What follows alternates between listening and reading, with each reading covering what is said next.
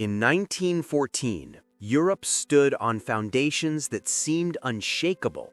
Crowns ruled continents, dynasties that had survived revolutions, plagues, religious wars, and centuries of bloodshed believed they would survive whatever storm was coming next. But within 4 years, 4 mighty empires, the German Empire, the Austro-Hungarian Empire, the Ottoman Empire, and the Russian Empire, would collapse into dust. This is the story of how the First World War did not merely redraw borders, it erased entire worlds. In this video, you will witness how starvation shattered loyalty, how soldiers turned against their own emperors, how nationalism ignited buried tensions, and how decisions made in royal palaces triggered irreversible collapse. These are not just facts about war. These are the moments when centuries of imperial rule came to an end. It's great to have you here. If you enjoy these war journeys, I invite you to like, subscribe, or share a thought in the comments below. This helps others find their way here too. For now, let's begin our journey. When the guns of August roared in 1914, crowds filled the streets of Berlin, Vienna, Constantinople, and St. Petersburg. Young men marched proudly beneath imperial banners. Leaders promised swift victory. Many believed the war would be short, decisive, even glorious. But beneath the patriotic speeches and brass bands, the empires of Europe were already fragile structures, held together by tradition, fear, and momentum rather than unity. The Austro-Hungarian Empire was a vast mosaic of peoples: Germans, Hungarians, Czechs, Slovaks, Croats, Serbs, Poles, Romanians, and Italians, all governed under a dual monarchy that constantly struggled to balance competing interests. Loyalty to Emperor Franz Joseph did exist, but ethnic identity often ran deeper than imperial unity. The assassination of Archduke Franz Ferdinand in Sarajevo did not simply trigger a diplomatic crisis, it exposed how explosive nationalism had become within the empire's borders. War was meant to reinforce authority. Instead, it accelerated fragmentation. To the east, the Russian Empire stretched across 11 time zones, commanding immense land and population. Yet its industrial base lagged behind Western Europe. Its railways were insufficient for modern mobilization. Its political system remained stubbornly autocratic under Tsar Nicholas II. While other powers experimented with parliamentary reforms, Russia clung to divine monarchy. The war would test whether sheer size could compensate for systemic weakness. Further south, the Ottoman Empire, once dominant across 3 continents, had already lost significant territories in the Balkans and North Africa. European observers called it the sick man of Europe. Internal corruption, nationalist uprisings, and military defeats had weakened its grip. Yet its leaders believed that aligning with Germany could restore prestige and protect what remained. It was a gamble with everything at stake. Even the industrial powerhouse of the German Empire, unified only decades earlier under Prussian leadership, carried hidden tensions. Rapid industrialization had created social unrest. The Reichstag existed, but ultimate power rested with the Kaiser and military elites. Germany possessed one of the most formidable armies in the world, yet political reform lagged behind economic modernization. War demanded unity, but unity enforced from above can fracture under pressure. The First World War introduced something unprecedented: total war. Entire societies were mobilized. Factories converted to produce shells and artillery. Railroads became arteries of troop movement. Agriculture was reorganized to feed millions of soldiers. Women entered industrial workforces in numbers never seen before. Governments rationed food, controlled industries, censored newspapers, and suppressed dissent. Victory no longer depended solely on generals. It depended on miners, factory workers, farmers, and railway operators. When war consumes an entire nation, the line between front line and home front disappears. One of the most devastating weapons used against empires was not artillery, but blockade. The naval blockade imposed by the United Kingdom slowly strangled German imports. Fertilizers disappeared, livestock was slaughtered early due to feed shortages. By the winter of 1916 to 1917, known as the Turnip Winter, German civilians survived on animal fodder and ersatz substitutes. Malnutrition spread through cities. Civilian deaths from starvation and disease mounted into the hundreds of thousands. Hunger erodes morale. It breeds resentment. It raises a dangerous question. If the state cannot feed its people, does it deserve their loyalty? On the Eastern Front, Russia suffered catastrophic military defeats. At Tannenberg in 1914, German forces encircled and destroyed a massive Russian army. Casualties were staggering. Weapons and ammunition ran short. Soldiers sometimes went into battle without rifles, waiting to pick them up from fallen comrades. In 1915, Tsar Nicholas II made a fateful decision. He personally assumed command of the army. It was meant to inspire confidence. Instead, every military failure became a direct reflection of his leadership. Back in Petrograd, food shortages worsened, strikes erupted in factories, bread lines grew longer by the day. Revolutions rarely begin with ideology. They begin with hunger. In February 1917, women textile workers in Petrograd walked out demanding bread. Their protest grew into mass demonstrations. Troops ordered to suppress the unrest hesitated and then refused. Some joined the crowds. Within days, the centuries-old Russian Empire crumbled. Nicholas II abdicated. 300 years of Romanov rule ended not in a dramatic battlefield defeat, but in exhaustion, mutiny, and starvation. The war had broken Russia from within. In Vienna, the strain was equally severe. As casualties mounted into the millions, the fragile balance holding together the Austro-Hungarian Empire began to collapse. Czech leaders pushed for independence. South Slavic movements envisioned a unified Yugoslav state.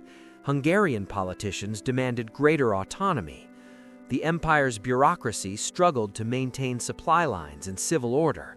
By 1918, famine and strikes paralyzed major cities. Soldiers deserted in growing numbers. An empire built on compromise could not withstand the endless pressure of industrialized warfare.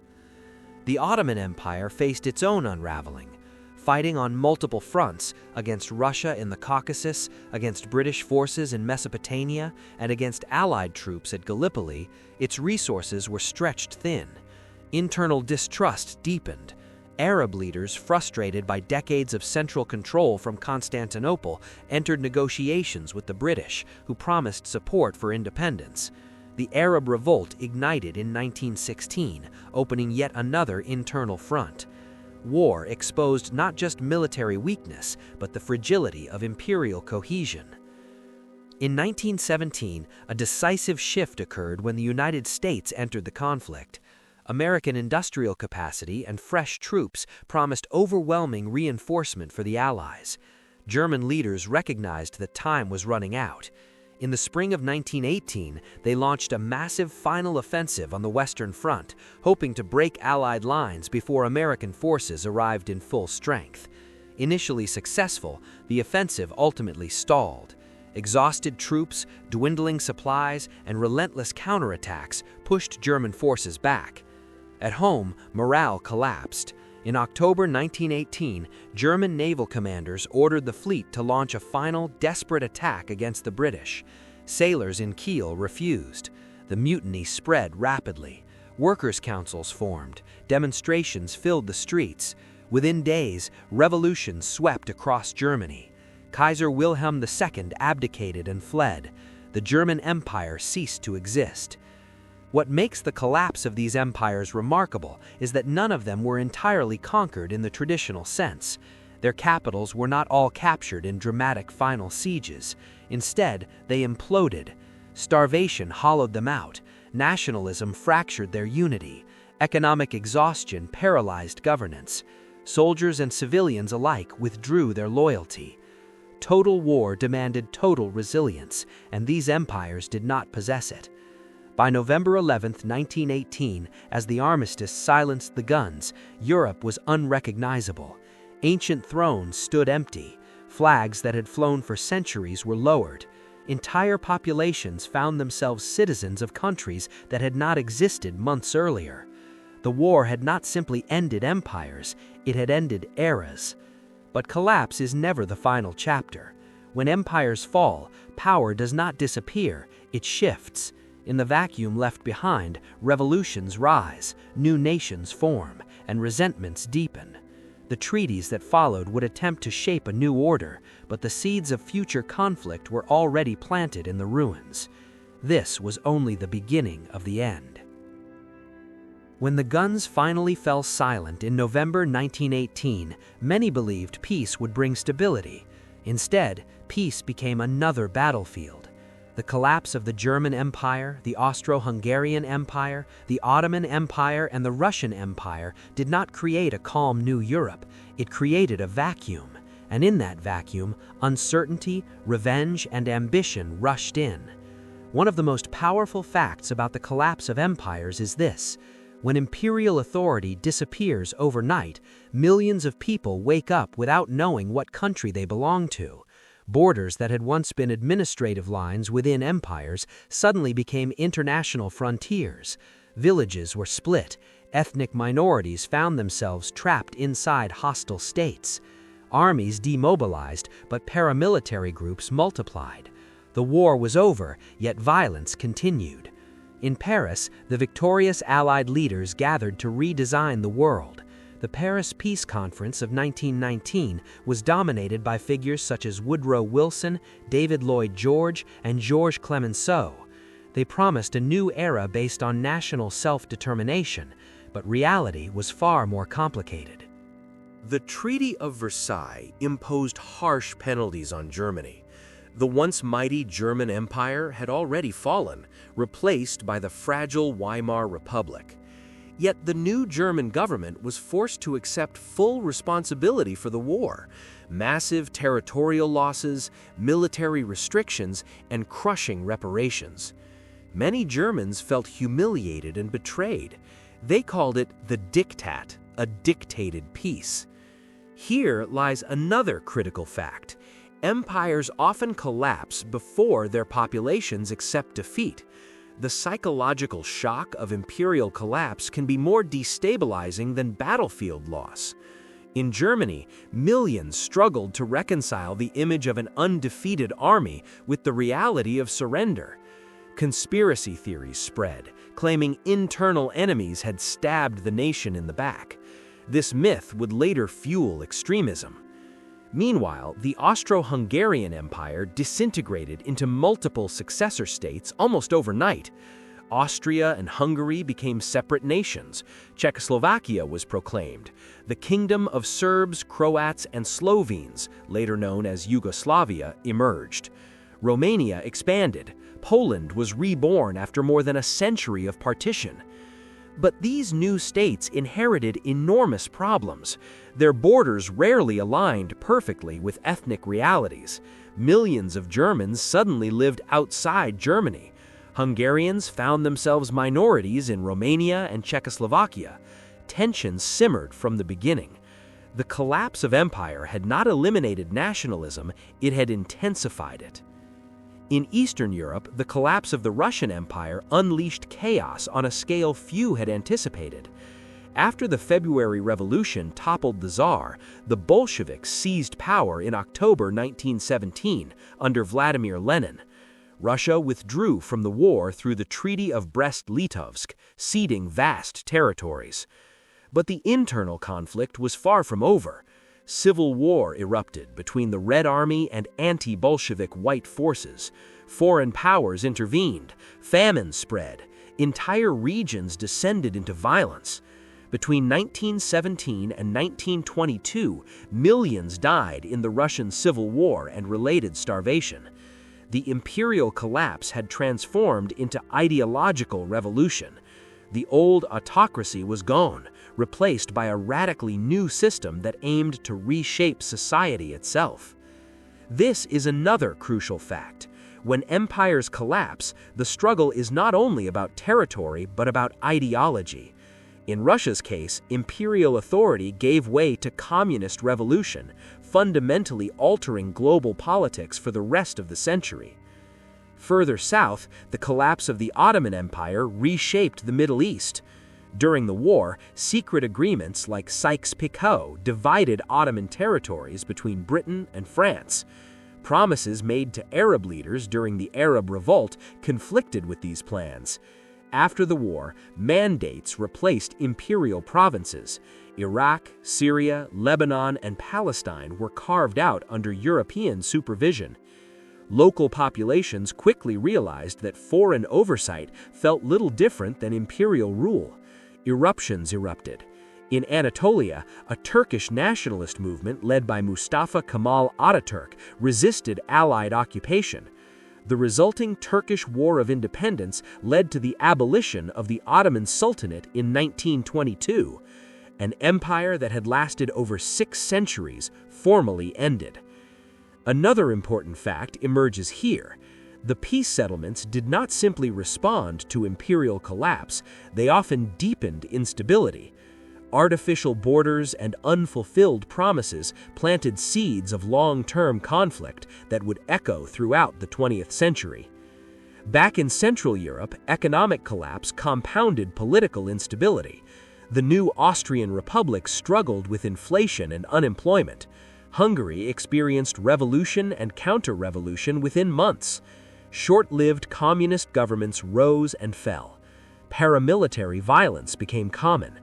The imperial administrative systems that had once coordinated trade and infrastructure were gone. Suddenly, customs barriers divided former internal markets. This fragmentation created economic hardship that weakened fragile democracies. The interconnected imperial economies had functioned as large internal markets. Once broken into smaller states, tariffs and border controls disrupted supply chains. Coal might now lie in one country while factories sat in another. Railways crossed newly hostile frontiers. What had once been a single organism became disconnected parts. In Germany, economic strain intensified resentment. Hyperinflation in the early 1920s wiped out savings. Middle-class families watched lifetimes of security vanish in months. Veterans returned from war to unemployment and political chaos. Street clashes between communist and nationalist militias became frequent. The imperial order was gone, but the new democratic system lacked deep roots. Here lies another revealing fact. The fall of empires often removes not just rulers, but symbols of identity. Monarchies provided continuity. Even unpopular rulers embodied stability. When they vanished, societies were forced to redefine themselves. That process is rarely smooth. Across Europe and the Middle East, millions were displaced. Ethnic cleansings and population exchanges followed new borders. Minorities fled persecution. Refugee crises strained already fragile governments. Violence did not stop with the armistice, it merely changed form. One cannot understand the collapse of empires without recognizing the emotional dimension. Generations were raised to see emperors as permanent fixtures of history. School books glorified dynasties. Military service was framed as loyalty to crown and empire. When these institutions evaporated within months, it created a profound psychological rupture. The old world, with its aristocratic courts, imperial uniforms, and rigid hierarchies, was gone. In its place emerged uncertain republics, revolutionary regimes, and nationalist movements. Another fact stands out. Imperial collapse does not happen in isolation. The fall of one empire accelerates the fall of others. Russia's revolution inspired unrest elsewhere. Austria-Hungary's fragmentation encouraged separatism in neighboring regions. Germany's defeat destabilized Central Europe. The Ottoman disintegration redrew the Middle East. These collapses were interconnected, feeding off each other in a chain reaction. By 1923, Europe looked entirely different from 1914. Four ancient imperial systems had vanished. New flags flew over capitals that had once answered to emperors. Yet beneath the surface, unresolved grievances simmered. The First World War was meant to be the war to end all wars. Instead, the collapse of empires created fragile states, embittered populations, and ideological extremism. The peace was unstable because it attempted to build a new order on foundations shattered by total war. And as history would soon reveal, when empires collapse violently, the aftershocks can last for generations. But the story does not end here, because the fall of these empires did more than reshape borders. It transformed warfare, politics, and the very idea of power. In the next part, we will explore how economic crises, radical movements, and unfinished grievances ensured that the collapse of 1918 would cast a long shadow over the decades that followed. When the great empires of Europe fell between 1917 and 1922, the world did not immediately grasp the magnitude of what had happened. It was easy to focus on the treaties, the new flags, the speeches about democracy and national self-determination. But beneath the surface, something far more profound had shifted. The collapse of the German Empire, the Austro-Hungarian Empire, the Ottoman Empire, and the Russian Empire did not just end dynasties. It destroyed the old balance of power that had governed Europe for over a century. For decades before 1914, Europe had operated under a delicate equilibrium. Rivalries existed, certainly, but they were managed within a system dominated by large, multi-ethnic empires. These empires acted as stabilizing, if often oppressive, structures. When they disappeared, so did that stability.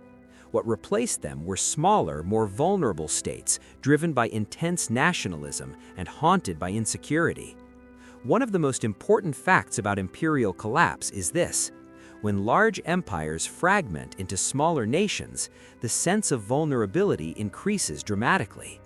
Austria, once the center of a vast empire, became a small republic struggling to define its purpose. Hungary lost 2/3 of its pre-war territory under the Treaty of Trianon. Millions of ethnic Hungarians suddenly found themselves living outside Hungary's borders. The emotional shock was enormous. In Germany, the end of the monarchy and the birth of the Weimar Republic did not bring closure. Many Germans never fully accepted the legitimacy of the new government. The myth that Germany had not truly been defeated on the battlefield persisted. Former soldiers organized into paramilitary groups known as Freikorps. Political violence became common in cities like Berlin and Munich. The imperial collapse had not unified Germany around democracy, it had polarized it. Another key fact emerges here. When empires fall abruptly, veterans often become catalysts of instability. Millions of men trained in violence returned home to shattered economies and uncertain futures. In the former territories of the Austro-Hungarian Empire, paramilitary groups clashed over borders and political power. In Germany, street battles between communists and nationalists became frequent. The war mentality did not simply switch off in 1918, it lingered in minds and institutions. Meanwhile, in the East, the transformation of the former Russian Empire into the Soviet Union introduced a powerful new ideological force into global politics. The Bolshevik Revolution did not merely replace a monarchy, it sought to export revolution worldwide. Communist movements gained traction in Germany, Hungary, and beyond. For many conservatives and nationalists across Europe, the fear of Bolshevism became a unifying obsession. This fear played a crucial role in shaping post-war politics. In Hungary, a short-lived communist regime in 1919 triggered a violent counter-revolution. In Germany, the Spartacist uprising was crushed brutally. Across Central Europe, political discourse became increasingly radicalized. Democracy was seen by some as weak, unable to restore pride or stability after imperial collapse. In the Middle East, the end of the Ottoman Empire created new states that were deeply fragile. Iraq combined Sunni, Shia, and Kurdish populations within borders drawn by external powers. Syria and Lebanon fell under French mandate. Palestine became a flashpoint of competing national aspirations. These territories had once been provinces of a vast empire. Now they were experiments in state-building under foreign supervision. Resistance movements emerged almost immediately. Another important fact: imperial collapse often leaves behind unresolved minority questions that can persist for generations. In Central and Eastern Europe, millions lived as ethnic minorities in newly formed states. Germans in Czechoslovakia, Hungarians in Romania, Ukrainians in Poland, all became focal points of political tension. These grievances would later be exploited by expansionist regimes. Economic instability deepened the crisis. The integrated markets of the old empires had been dismantled. Tariffs rose, trade declined. Currency instability plagued new governments. In Austria and Germany, inflation spiraled out of control in the early 1920s. Savings evaporated. Trust in institutions eroded further. When people lose faith in economic stability, they often seek strong leadership promising restoration. The collapse of empire also altered the psychology of power. Monarchies had embodied continuity. Their rituals, uniforms, and ceremonies reinforced hierarchy and tradition.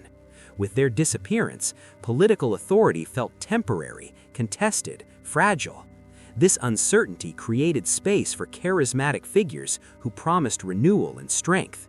In Germany, one such figure would eventually rise from the fringes of nationalist politics, capitalizing on humiliation, economic hardship, and the unresolved trauma of imperial collapse. In Italy, though not one of the fallen empires of World War I, similar frustrations about perceived betrayal and instability fueled the rise of authoritarianism. Across Europe, the lesson some drew from 1918 was not that empire had failed, but that weakness had. Another striking fact is that many citizens of former empires initially longed for stability more than democracy. In Austria, some even considered union with Germany as a solution to economic hardship, though this was prohibited by treaty. In Hungary, authoritarian leadership gained support as a means of restoring national pride. In Turkey, Mustafa Kemal Ataturk rejected both Ottoman monarchy and foreign occupation, building a new secular republic through force and sweeping reform. The collapse of empires did not produce a single ideological outcome.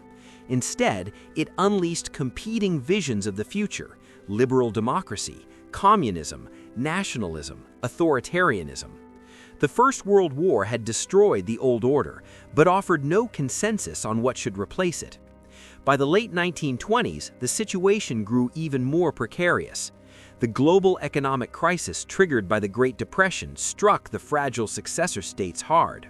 Unemployment soared, political extremism gained momentum. The unresolved grievances of 1919 resurfaced with new intensity. Borders drawn after imperial collapse were challenged. Revisionist movements demanded change. One cannot ignore the final, crucial fact: the collapse of the great empires in World War I directly paved the way for the instability that would lead to World War II. The humiliation of Germany, the fragmentation of Central Europe, the ideological revolution in Russia, and the artificial borders in the Middle East created a volatile international system. The world that emerged after 1918 was not one of lasting peace, but of suspended conflict. By removing the imperial frameworks that had dominated Europe for centuries, the war unleashed forces that no treaty could fully contain. Nationalism grew sharper, ideological battles intensified, economic fragility undermined political experiments. The old empires were gone, but the desire for power, prestige, and security remained. History often remembers 1918 as an ending. In reality, it was a beginning, the beginning of a turbulent era shaped by the ruins of empire. And yet, beyond politics and borders, there is another dimension to this story, the human one. Families uprooted, soldiers disillusioned, minorities displaced. generations raised in a world radically different from the one their grandparents had known. The collapse of empire was not only geopolitical, it was deeply personal. Here lies another powerful truth. The fall of empire did not eliminate diversity, it politicized it. Identity became central to state legitimacy. When identity is weaponized, compromise becomes harder.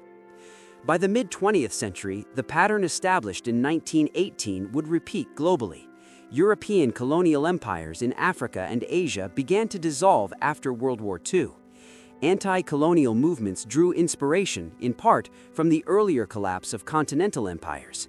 The idea that imperial rule was neither permanent nor invincible had been proven. Yet the 20th century also revealed a paradox. While dynastic empires disappeared, new forms of influence and dominance emerged: ideological blocs, economic spheres, and military alliances. Power did not vanish, it adapted. Looking back, we can identify several undeniable facts about the collapse of empires in World War I. First, total war exposed structural weaknesses that peacetime politics had concealed. Second, economic strain and starvation eroded loyalty faster than enemy armies. Third, nationalism proved stronger than imperial identity in multi-ethnic states. Fourth, abrupt political transformation often destabilized societies for decades. And finally, peace settlements that ignore local complexities risk planting seeds of future conflict. The images of 1918, abandoned thrones, torn imperial flags, soldiers returning to uncertain futures, represent more than historical moments. They symbolize the fragility of political systems that appear permanent. For centuries, the Habsburgs, Romanovs, Hohenzollerns, and Ottomans seemed immovable. Yet, under the pressure of industrialized war, they fell in rapid succession. The world that emerged was modern, volatile, and ideologically charged.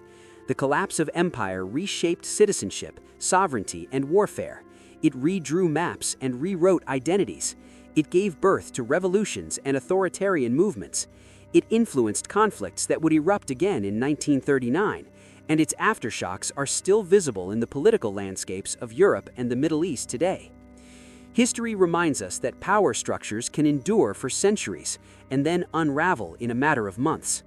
The First World War was not only a clash of armies, it was the breaking point of empires. If you made it to the end of this documentary, comment the word collapse below so we know you stayed until the final moment. Tell us which of these facts surprised you the most and what you think was the most decisive reason these empires fell. Don't forget to leave your like and subscribe to the channel for more in-depth war documentaries like this one. And keep watching. The next videos appearing on your screen will take you even deeper into the untold stories of history's greatest conflicts.